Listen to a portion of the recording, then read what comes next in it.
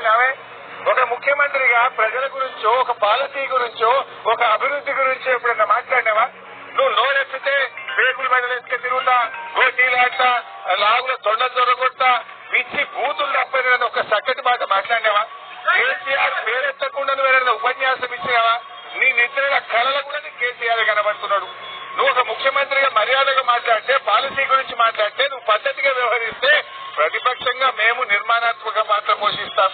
ఇవాళ మా కౌశిక్ రెడ్డి గారిని ఎందుకు అరెస్ట్ చేసినావు? ఉదయం 9 గంటలకు మమ్మల్ని అరెస్ట్ చేశారు. ఇప్పుడు రాత్రి 9 అవుతుంది.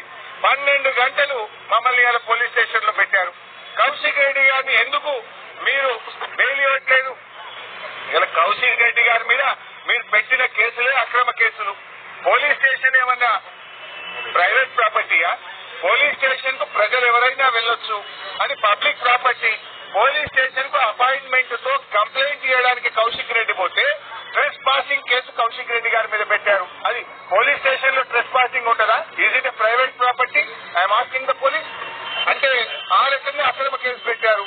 ఉదయం ఇంట్లో చొరబడి తలుపులు పగలగొట్టి కుటుంబ సభ్యులను కూడా భయభ్రాంతులకు గురి చేసి మా కౌశిక్ రెడ్డి గారిని అరెస్ట్ చేశారు. మరి కౌశిక్ రెడ్డిని అరెస్ట్ చేస్తే 12 గంటల నుంచి ఎందుకు బెయిల్ ఇవ్వరు? మెజిస్ట్రేట్ గారి ముందు ప్రొడ్యూస్ చేయరు? అంటే అర్ధరాత్రి దొంగరాత్రి